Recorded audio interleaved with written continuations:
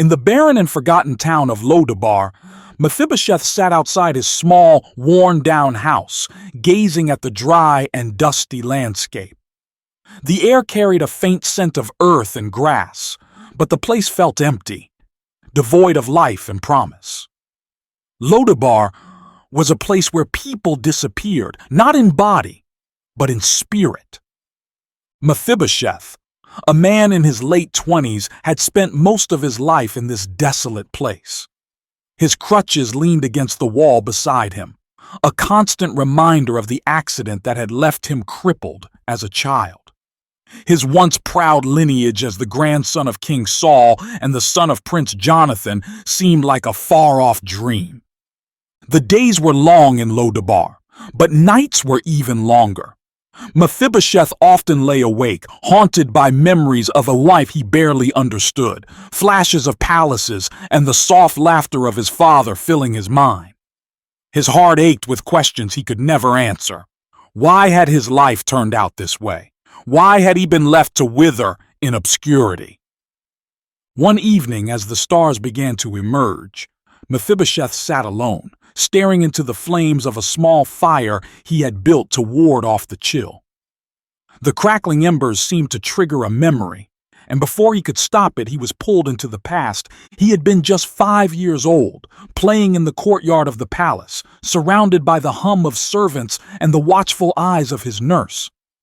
His father, Jonathan, often visited him there, lifting him onto his shoulders and spinning him around. Mephibosheth had felt untouchable, a prince destined for greatness, but that day was different. The air was tense, and the servants whispered urgently to one another. His nurse suddenly appeared, her face pale. "We must leave now," she cried, scooping him up into her arms. "Why?"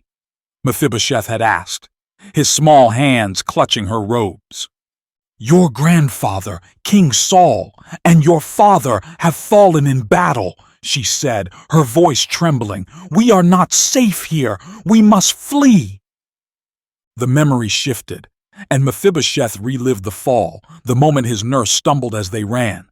He could still feel the sharp pain of his legs twisting beneath him and hear her anguished cries as she realized the damage done. From that day on, everything changed. His life as a prince was over. His nurse carried him to Lodabar, a place so far removed from the grandeur of the palace that it felt like another world. There, they lived in hiding, fearing that David, Saul's rival, would seek to eliminate the last remnants of Saul's line.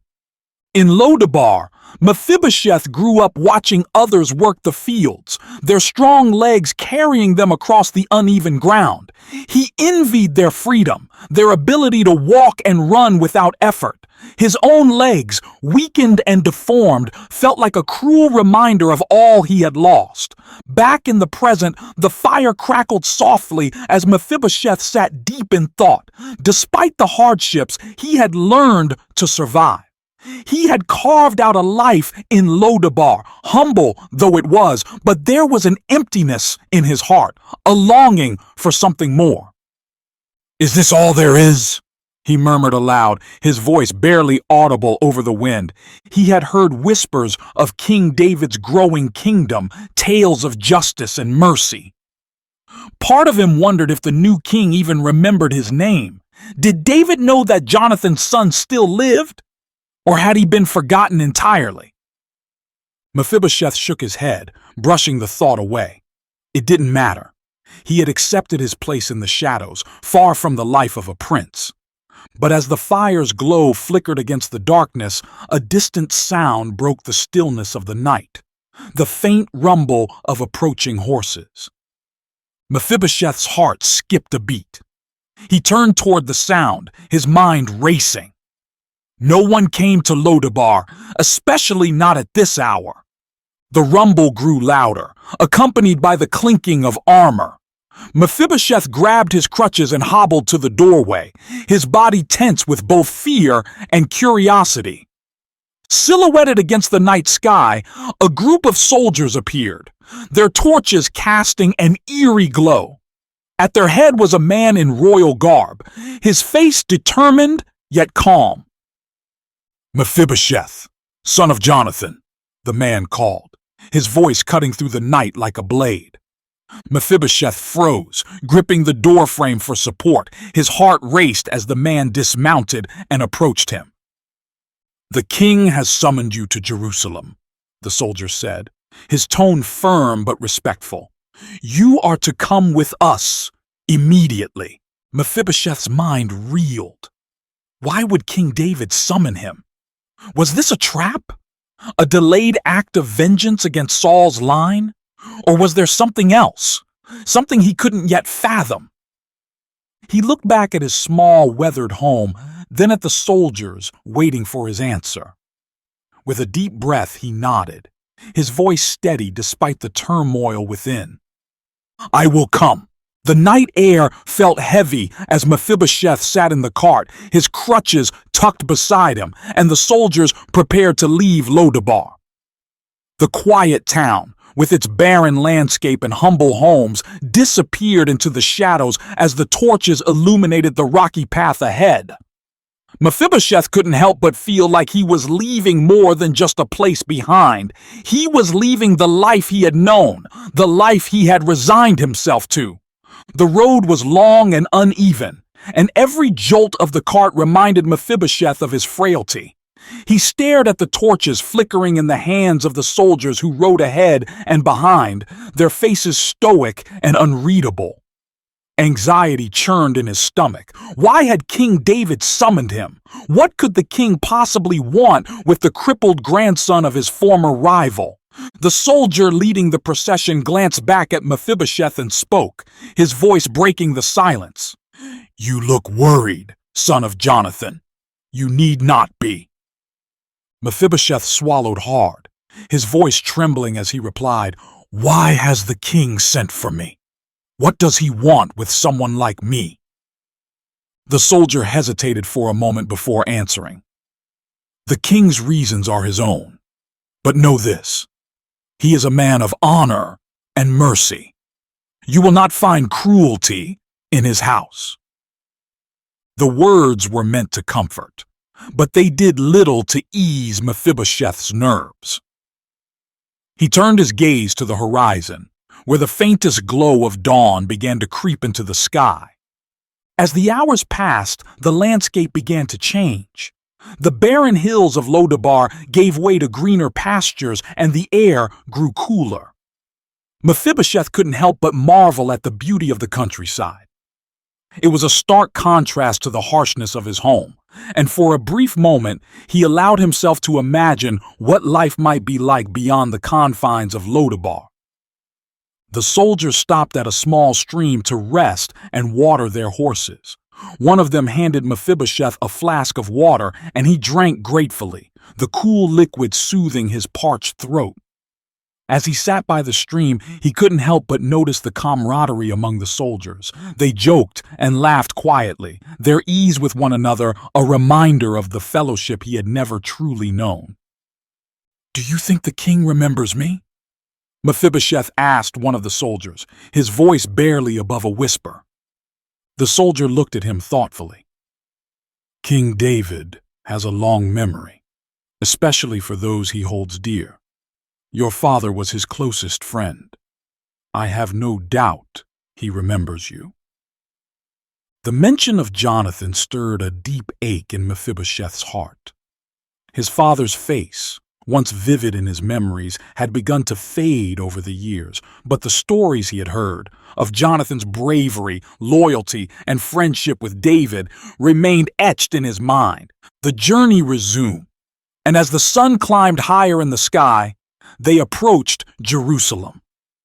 The city's walls loomed in the distance, a testament to its strength and grandeur. Mephibosheth's heart pounded as they drew closer. This was the city of kings, the place where his grandfather Saul had ruled and where his father had once walked as a prince. When they reached the gates, the guards nodded respectfully to the soldiers and allowed them to pass. Mephibosheth felt the weight of countless eyes on him as they entered the bustling city. Merchants called out their wares, children darted through the streets, and the hum of activity was almost overwhelming. The cart came to a stop at the palace gates, and the soldiers helped Mephibosheth down. He stood awkwardly, leaning heavily on his crutches as he looked up at the towering palace. It was more magnificent than he had imagined, its marble walls gleaming in the sunlight. "This way," the lead soldier said, guiding him toward the grand entrance. Mephibosheth's breath caught as they stepped inside. The halls were adorned with intricate carvings, golden fixtures, and tapestries that told the stories of Israel's history.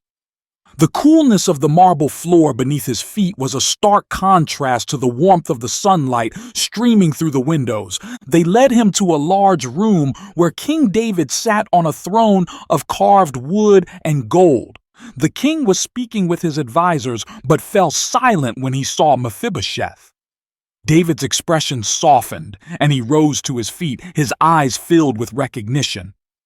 Mephibosheth's heart raced. He lowered himself to the ground, bowing low before the king.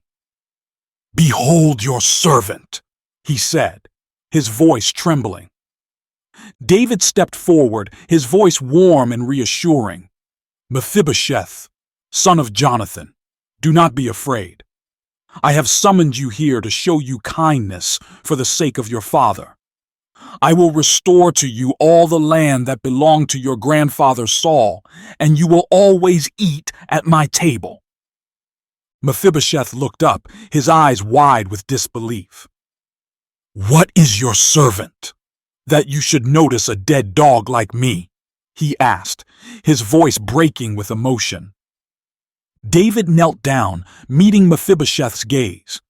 "You are not forgotten," he said gently. "You are part of my family now." As Mephibosheth was led to a room prepared for him in the palace, he couldn't shake the feeling that his life had just shifted in a way he could never have imagined. For years, he had believed he was nothing, forgotten and unworthy, but in a single moment, the kindness of a king had begun to rewrite his story. The grandeur of the palace was overwhelming to Mephibosheth. Marble floors gleamed under the sunlight, streaming through high windows, and servants moved gracefully through the halls, their steps nearly silent. Every corner of the palace spoke of wealth, power, and stability. Things Mephibosheth had never known in Lodabar. His new room was unlike anything he had ever dreamed of. The bed was soft, draped in fine linens, and the furniture was carved with intricate designs. A large window overlooked the city of Jerusalem, its streets bustling with life. But for all the comfort and beauty, Mephibosheth couldn't shake his unease. This was not his world. He felt like an imposter in a life he didn't deserve. The first evening at the king's table was both humbling and intimidating. Mephibosheth was seated among King David's sons and daughters, their laughter and conversation filling the air. Plates of food were passed around, the aroma of roasted meat and fresh bread making his stomach growl.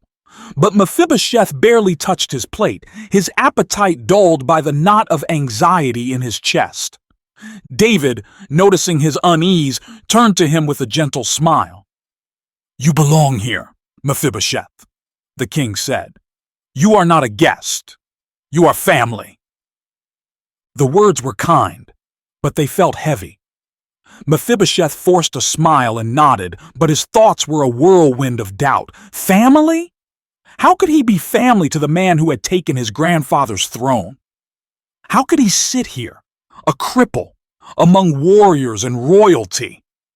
As the days turned into weeks, Mephibosheth began to adjust to his new life, though not without difficulty. The servants were kind, but their politeness often felt like pity. He avoided eye contact with David's sons, their strength and confidence a sharp contrast to his own insecurities. One afternoon, Mephibosheth found himself in the palace gardens, a quiet place where he could think.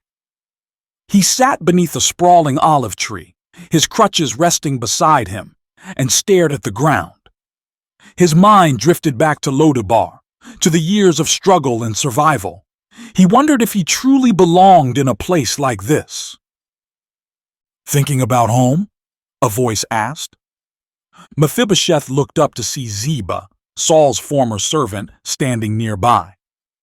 Ziba had been assigned to manage the lands that David had restored to Mephibosheth, and he visited the palace regularly to report on their progress.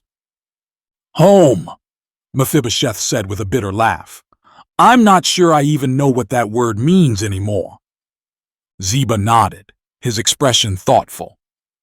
"You've been given a second chance, Mephibosheth. Not everyone gets that. Don't let your doubts steal it from you." Despite Ziba's words, Mephibosheth struggled to embrace his new reality. The kindness of King David was undeniable, but it only made Mephibosheth question his worth even more. Why had David shown him such mercy? Was it truly for the sake of Jonathan, or was there another reason? One evening, Mephibosheth found himself alone in the palace library. Shelves lined the walls, filled with scrolls and books, their faded edges hinting at the wisdom within. He pulled out a scroll and unrolled it, his fingers tracing the ancient words. It was a psalm of David, one that spoke of God's mercy and grace. "The Lord is my shepherd. I lack nothing," Mephibosheth read aloud, his voice barely above a whisper. "He makes me lie down in green pastures. He leads me beside quiet waters." The word stirred something deep within him. For so long, he had believed that his life was defined by his brokenness, by what he lacked. But here, in this moment, he began to wonder if there was a greater purpose at work, something he couldn't yet see. At the next meal, Mephibosheth noticed something he hadn't before. As the plates were passed around and the family laughed and spoke, David's eyes often lingered on him with a look of quiet pride. It wasn't the look of someone pitying him or trying to make up for past wrongs. It was the look of a man who saw worth where Mephibosheth could not. "You know," David said during a lull in the conversation, "when your father and I made a covenant, it wasn't just for our benefit. It was for our descendants. It was for you, Mephibosheth. I made a promise, and I intend to keep it." Mephibosheth felt his throat tighten. He nodded, unable to speak. But for the first time, he felt a flicker of hope, a belief that perhaps he truly did belong. The days in the palace began to feel more familiar to Mephibosheth, but he still carried the weight of doubt and insecurity. While David treated him with kindness and respect, not everyone in the court viewed him the same way. Whispers began to circulate, subtle, biting comments about his lineage, his physical disability, and the potential threat his existence posed to the stability of David's reign. It started innocently enough with furtive glances and hushed conversations, but soon the whispers turned to pointed stares and not-so-quiet comments. "Why does David allow Saul's grandson at his table?" one advisor murmured to another during a gathering. "Doesn't he remember what Saul tried to do to him?" Another chimed in, his tone laced with suspicion. "What if he uses his position to rally those still loyal to Saul's line? The boy could be dangerous." The words reached Mephibosheth's ears eventually, and though David's assurances had given him some comfort, the sting of these remarks cut deeply. He avoided the crowded halls of the palace, retreating instead to the gardens, or the quiet of his chambers. One afternoon, Mephibosheth found himself sitting in the gardens, his hands gripping the arms of his chair as he stared at the fountain before him.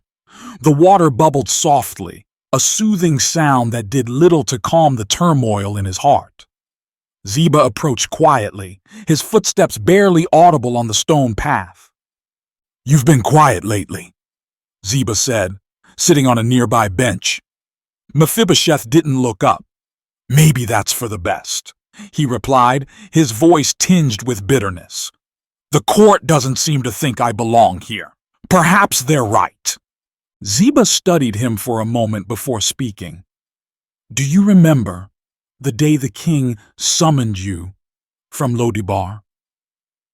Mephibosheth glanced at him, confused by the sudden question. "Of course," he said. "And did he summon you because of what the court thought?" Ziba continued. "Did he bring you here because of your abilities or what you could offer him?" Mephibosheth shook his head slowly, realization dawning. "No. He brought me here because of the covenant he made with my father." Ziba nodded. "Exactly. The king's kindness is not dependent on the opinions of others, nor is it dependent on your worthiness.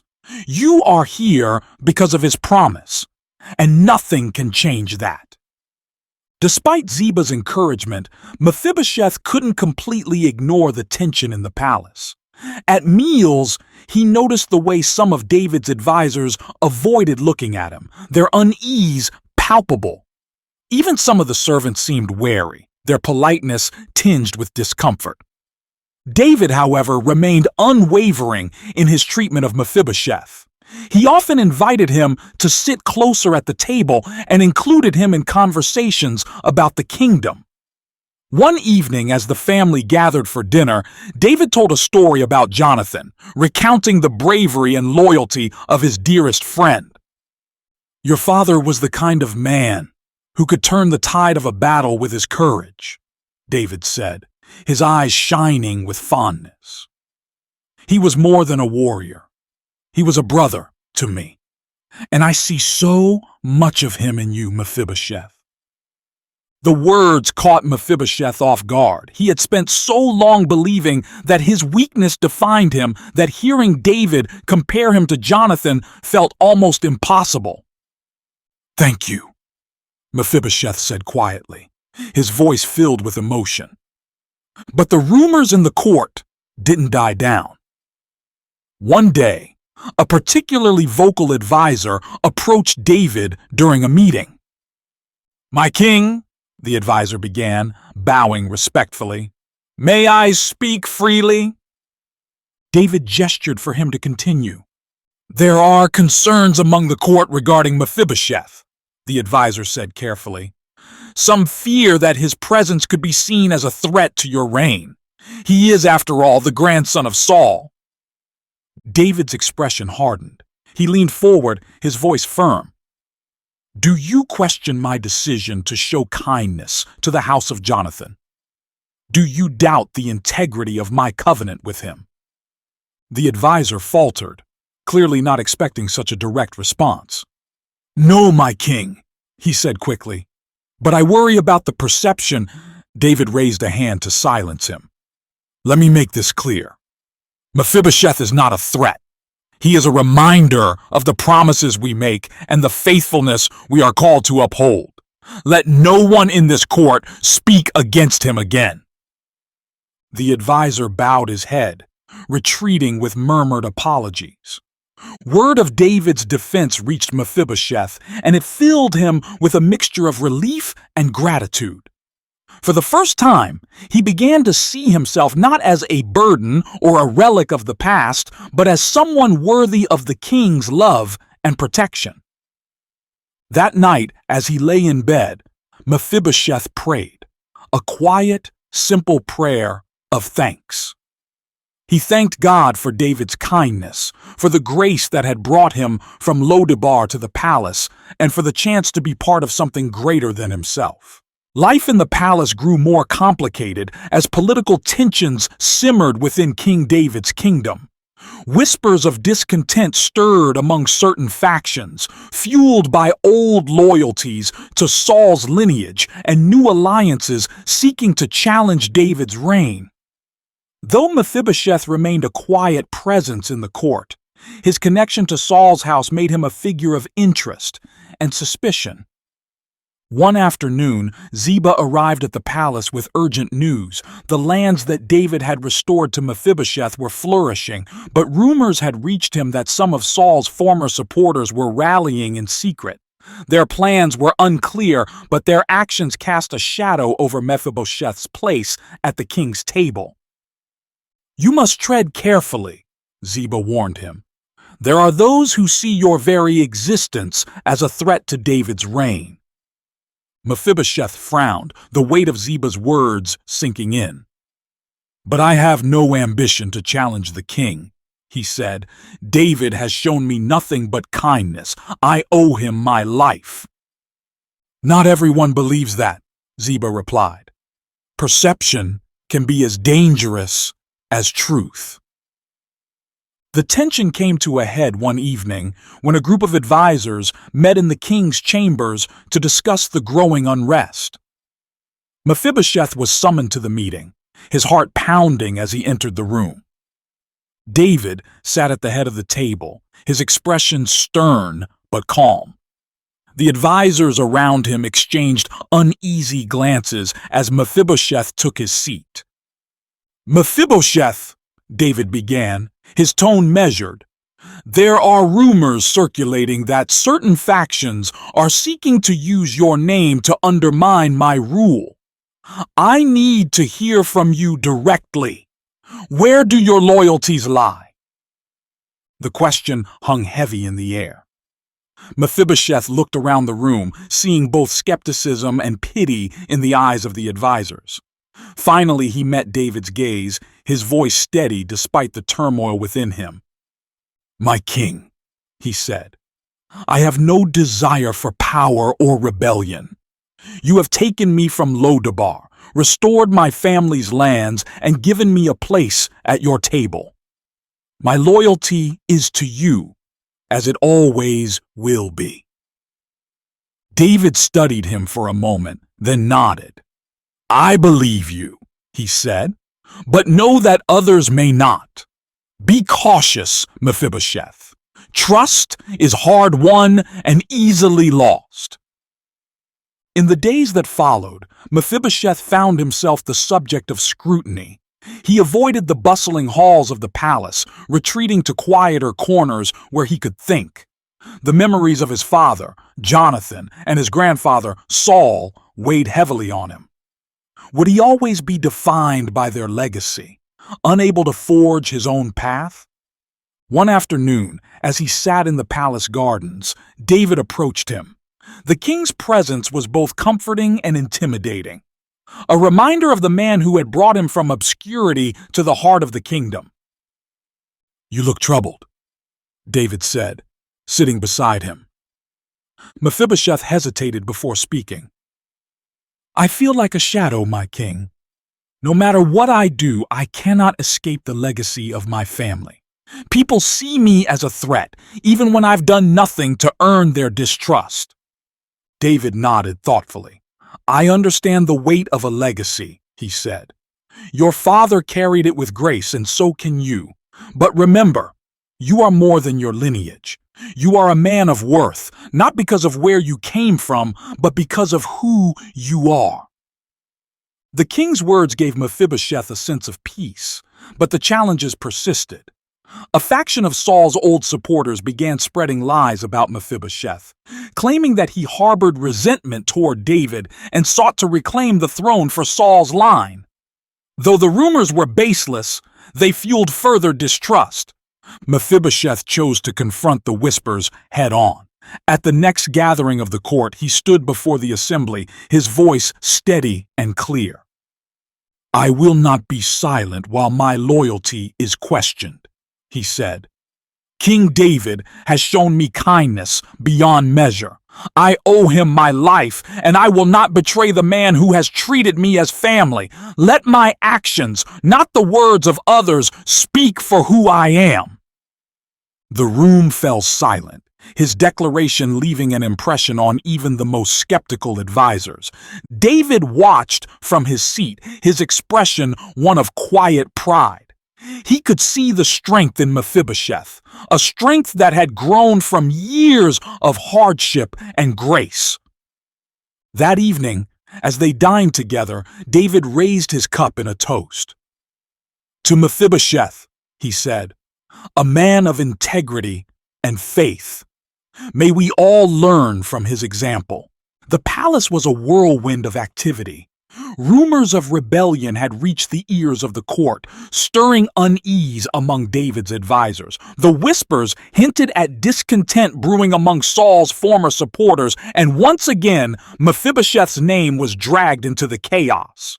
Despite his earlier declarations of loyalty, some in the court viewed him as a convenient scapegoat. The accusations were subtle at first, small comments about his lineage or veiled doubts about his intentions, but as tensions rose, so did the voices against him. One evening, as Mephibosheth sat alone in the gardens, Ziba approached him, his expression grim. "There is trouble brewing, my lord," Ziba said.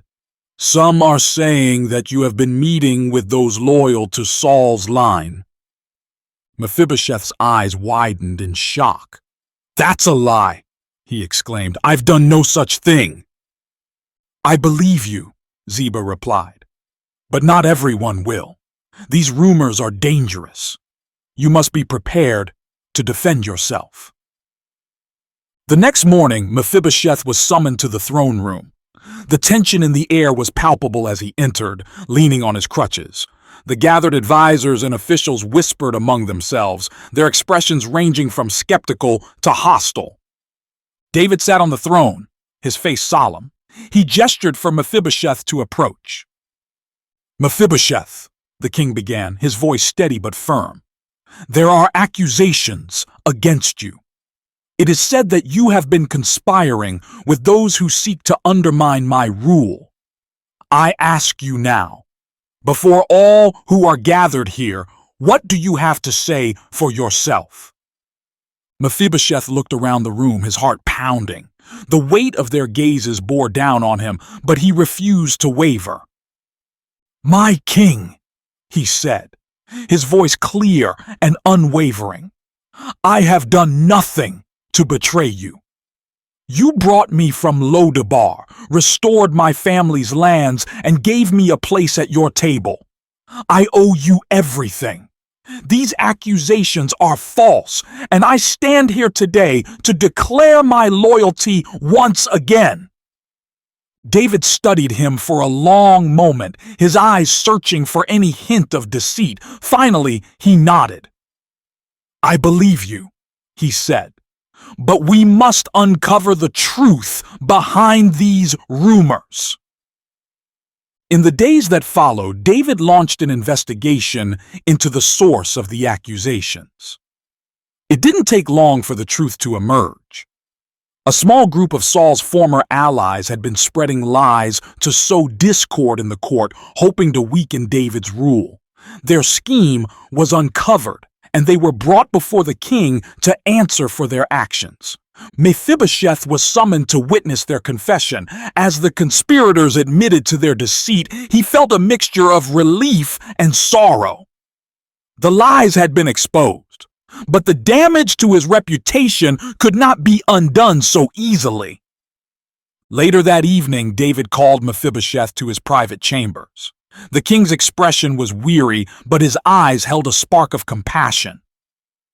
"You have endured much, Mephibosheth," David said. "I regret that my court allowed such baseless accusations to take root. You have my word that this will not happen again."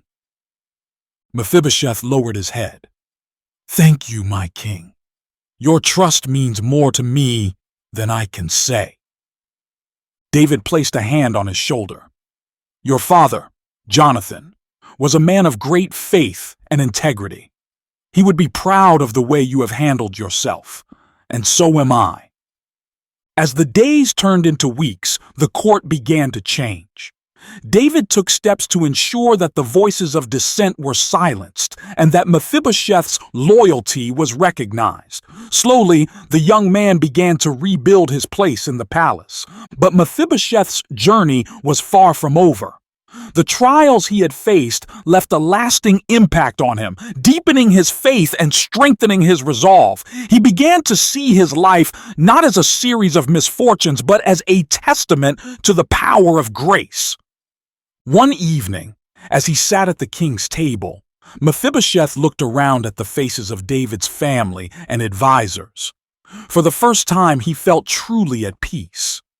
He no longer saw himself as a shadow of his father or a relic of Saul's reign. He was Mephibosheth, a man who had been shown mercy, a man who had been given a second chance. With a deep breath, he raised his cup and spoke. "To King David," he said, his voice steady and clear, "may your reign be long and your legacy one of kindness and justice." The room erupted in cheers, and David smiled, raising his own cup in response. In the years that followed, Mephibosheth remained a symbol of grace and redemption in David's court. His story became a reminder to all who heard it that no matter how broken or unworthy one might feel, there is always a place at the table of grace. And so the man who once lived in the shadows of Lodabar found his home not in the riches of the palace, but in the mercy of a king and the faithfulness of a God who redeems all things.